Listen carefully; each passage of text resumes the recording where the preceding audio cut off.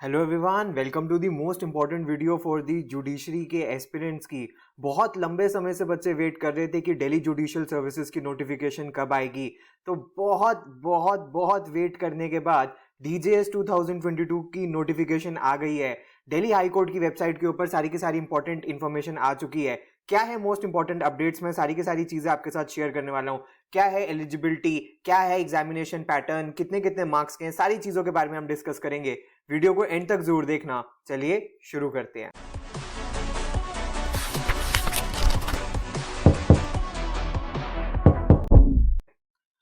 तो फ्रेंड्स, अगर हम दिल्ली हाई कोर्ट की वेबसाइट के ऊपर जाएं और दिल्ली हाई कोर्ट की वेबसाइट के ऊपर आपको जाके बेसिकली कहाँ जाना है, आपको नोटिसेस के ऊपर जाना है, पब्लिक नोटिसेस। और उस पर जब आप जॉब ओपनिंग्स के ऊपर जाओगे तो आप देख सकते हो दोनों इंफॉर्मेशन आ चुकी है नोटिफिकेशन। DHJS की भी, दिल्ली हायर जुडिशियल सर्विसेज की, यानी कि डिस्ट्रिक्ट जजेस के लिए, एडिशनल डिस्ट्रिक्ट जजेस के लिए, and Delhi judicial services civil जजेस के लिए और मेट्रोपॉलिटन मजिस्ट्रेट्स के लिए। तो अगर मैं DJS के बारे में बात करूं तो दो नोटिफिकेशंस आपके सामने हैं। इसको जब आप ओपन करोगे तो कंप्लीट इंफॉर्मेशन 24 फरवरी को इन्होंने पोस्ट कर दी है, जिसके अंदर ऐसा इन्होंने बताया है कि किस तरीके से करने वाले हैं। 123 वैकेंसीज के लिए इसकी रिक्रूटमेंट होने वाली है, जिसमें 55 जो होंगी वो एग्जिस्टिंग वैकेंसीज होने वाली हैं एंड 68 एंटिसिपेटेड वैकेंसीज होने वाली हैं। जो एग्जाम है वो भी इन्होंने बता दिया है कि जो प्रिलिमिनरी एग्जाम है डीजेएस का वो 27 मार्च 2022 को होने वाला है। तो यानी कि टाइम बिल्कुल भी नहीं छोड़ा है इन्होंने। यानी कि अब जब से नोटिफिकेशन आई है तब से सिर्फ एक ही महीना दिया है एग्जाम के लिए। और सैलरी भी इन्होंने बता दिया है कि 56,100 से लेके 1,77,500 के पे ग्रेड पे होने वाली है, जो कि 7th CPC की होगी। एंड कुछ इंपॉर्टेंट क्वालिफिकेशंस है, यानी कि मिनिमम एलिजिबिलिटी है जो बच्चे इस एग्जाम में अपीयर करना चाहते हैं कि मिनिमम सिटीजन ऑफ इंडिया होना चाहिए, not more than 32 years of age होनी चाहिए age on 1 January 2022, and he should be a registered advocate practising या क्वालिफाई वो होना चाहिए। यानी कि जो बच्चे फाइनल ईयर के अंदर हैं अपने LLB कोर्स के अंदर, वो एलिजिबल नहीं अप्लाई करने के लिए। जिनका रिजल्ट आ गया है और जो एडवोकेट एनरोल हो गए हैं, सिर्फ और सिर्फ वो ही एलिजिबल हैं इस एग्जाम में अपीयर करने के लिए। उसके बाद अगर हम आगे पढ़ें तो इन्होंने ये बोला है कि फॉर्म कब से शुरू होने वाला है। दिल्ली हाई कोर्ट की वेबसाइट के ऊपर ही फॉर्म ओपन होंगे इसके। 28 फरवरी 2022 को फॉर्म्स इसके स्टार्ट होने वाले हैं 10 AM से। और जो एग्जाम की जो लास्ट डेट है फॉर्म भरने की वो 20 मार्च 2022 होने वाली है, यानी कि 20 डेज का ये टाइम देने वाले हैं फॉर्म भरने के लिए। 1,000 रुपए की फीस होने वाली है जनरल कैटेगरी के स्टूडेंट्स के लिए एंड 200 रुपी की फीस होने वाली है SC, ST एंड PWD वाले बच्चों के लिए या एस्पिरेंट्स के लिए। अगर हम वैकेंसीज के बारे में बात करें तो अच्छी खासी बम्पर वैकेंसीज इस बार डीजेएस के अंदर आई है। आप देख सकते हो कि जनरल की 24 एग्जिस्टिंग वैकेंसीज हैं, 62 एंटिसिपेटेड वैकेंसीज हैं, यानी कि 86 सीट्स या 86 वैकेंसीज जनरल स्टूडेंट्स के लिए है या जनरल एस्पिरेंट्स के लिए है। SC की 8 है, ST की 29 है, यानी कि एग्जिस्टिंग 28 मेगा वैकेंसीज इस बार डीजेएस फिल करने वाला है, दिल्ली हाई कोर्ट फिल करने वाला है। 28 ST की है, एक एंटिसिपेटेड है, 29 वैकेंसीज हैं। टोटल 123 वैकेंसीज देखने के लिए मिल रही हैं। कुछ बच्चे कह रहे हैं सर ओबीसी का, तो ओबीसी के बारे में कोई अपडेट नहीं है। ओबीसी की किसी भी तरीके से कोई रिक्रूटमेंट यहाँ पे अपडेट नहीं है। उसके बाद जो PWD वाले बच्चे यानी कि पर्सन्स विद डिसेबिलिटी हैं, उनके लिए 4 वैकेंसीज हैं। ठीक है, जो ब्लाइंड एंड लो विजन वाले हैं, जिनके 1 आर्म या 1 लेग है, उनकी 3 वैकेंसीज हैं।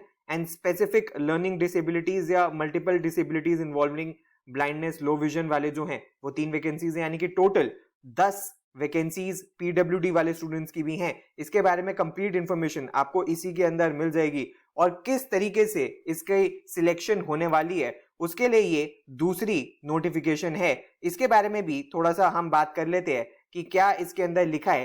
कि सबसे पहले आपको अपना एडमिट कार्ड डाउनलोड करना होगा, उसके साथ आपको एक कोई भी वोटर ID या किसी भी तरीके का गवर्नमेंट ID प्रूफ आपको चाहिए होगा। जो डिसीजन होगा दिल्ली हाई कोर्ट का वो फाइनल होगा। ठीक है, अगर बात करें कि इन केस आप सक्सेसफुल हो जाते हो तो ये कुछ 9 डॉक्यूमेंट्स हैं जो कि आपके पास होने चाहिए। ये आपको बहुत इजीली मिल भी जाएंगे, कोई आपको प्रॉब्लम होगी नहीं। यानी कि सबसे पहला तो हमारे सामने टास्क है कि वहां पे सिलेक्शन का, क्योंकि ये 9 डॉक्यूमेंट्स तो अरेंज कोई भी बच्चा जो सिलेक्ट होगा वो कर ही लेगा। कुछ स्पेशल इंस्ट्रक्शंस है पीडब्ल्यूडी वाले बच्चों के लिए, तो अगर जो इस कैटेगरी का है पर्सन विद डिसेबिलिटी का, उनको डेफिनेटली ये पढ़नी चाहिए। अब ये बता रहे कि सिलेबस क्या है, स्कीम क्या है और किस तरीके से एग्जाम कंडक्ट होने वाला है। तो 3 स्टेजेस के अंदर एग्जाम होने वाला है, prelim stage, main stage and interview stage. Interview को वाइवा वॉस भी कहते हैं। अगर प्रीलिम्स के बारे में बात करें तो उसके अंदर ऑब्जेक्टिव टाइप क्वेश्चंस होने वाले हैं, 25% नेगेटिव मार्किंग होने वाली है, और जो बच्चे प्रीलिम्स को क्लियर करेंगे उन्हीं को ही मेंस के लिए बुलाया जाएगा। प्रीलिम्स का सिलेबस आपकी स्क्रीन के सामने आ चुका है। प्रीलिम्स का सिलेबस में इन्होंने बताया कि ये 200 मार्क्स का ये होने वाला है, एमसीक्यू बेस्ड ये पेपर होगा। जो इसकी कट ऑफ है, अगर पेपर इजी रहा तो 130 140 भी जा सकती है, 120 भी हो सकती है, और अगर पेपर डिफिकल्ट रहा तो 100 से 120 के बीच में कहीं भी वेरी कर सकती है। सो जो सिलेबस है प्रीलिम्स का, उसके अंदर इंग्लिश है, ऑब्जेक्टिव टाइप लीगल प्रॉब्लम्स है, constitution, CPC, CrPC, IPC, Indian contract act, LLP, इसके अलावा arbitration and conciliation act, evidence, specific relief, limitation, POCSO and commercial court act भी इंक्लूड होगा।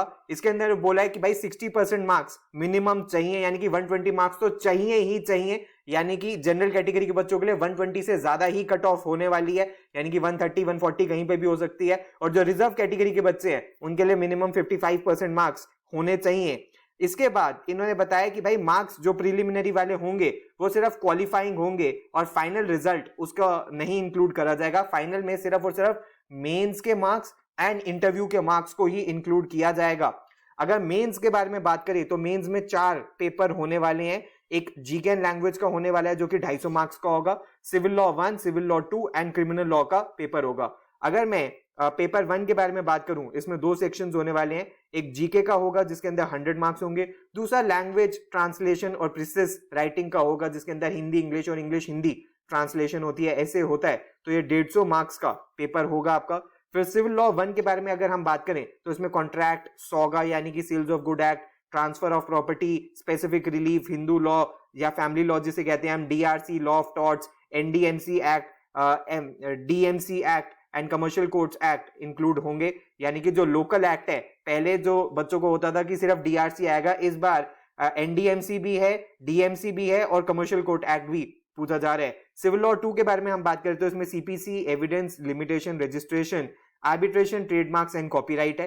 एंड अगर क्रिमिनल लॉ के बारे में बात करें तो क्रिमिनल लॉ के अंदर सीआरपीसी, आईपीसी, एविडेंस एंड फिर हमारे पास पॉश एक्ट है, एनआई एक्ट है, और उसके बाद आप देख सकते हो जुवेनाइल जस्टिस एक्ट भी आपको देखने के लिए मिलेगा। वाइवा वॉस के बारे में, और ये पेपर आपके 200 मार्क्स के होने वाले हैं। और जो फाइनल होगा आपका वाइवा वॉस होगा, यानी कि जो इंटरव्यू होगा वो 150 मार्क्स का होगा। तो जो जनरल कैटेगरी के स्टूडेंट्स हैं उनके मिनिमम 40% होने चाहिए हर एक रिटन एग्जाम के अंदर एंड 50% एग्रीगेट होना चाहिए, तभी ही उनको वाइवा वॉस के लिए बुलाया जाएगा। अगर नहीं होते तो उनको वाइवा वॉस के लिए नहीं बुलाया जाएगा। और जो रिजर्व कैटेगरी के स्टूडेंट्स हैं उनके 35% मार्क्स होने चाहिए हर एक रिटन पेपर के अंदर एंड 45% मार्क्स होने चाहिए कंबाइंड के अंदर, तभी उनको वाइवा वॉस के लिए बुलाया जाएगा। उसके बाद जो जनरल कैटेगरी के स्टूडेंट्स हैं उनके मिनिमम 50% मार्क्स होने चाहिए, और ये जो कि मैंने आपको बताया था ये ही था। और marks obtained in viva voce will be added, जो मेंस एग्जामिनेशन के मार्क्स होंगे उसके अंदर वाइवा वॉस के मार्क्स ऐड कर दिए जाएंगे, जिसके बेस पर एग्रीगेट मार्क्स निकाले जाएंगे और जिसके बेसिस पे फाइनल सिलेक्शन होगा। तो यानी कि ये थी कुछ कंप्लीट डिटेल्स हमारी डीजेएस के बारे में। तो यानी कि अब टाइम बहुत कम है, 1 ही महीने का टाइम है, और आपको इसकी फॉर्म को 28 फरवरी से आप भरना स्टार्ट कर सकते हो और 20 मार्च तक आपको भरना है। तो प्लीज तैयारी में शुरू हो जाओ and I wish you all the best. जैसे ही और भी कोई अपडेट्स आती रहेंगी तो मैं आपको बताता रहूंगा। प्लीज इसको मैक्सिमम बच्चों के साथ शेयर जरूर करना। Thanks a lot, all the best, God bless you.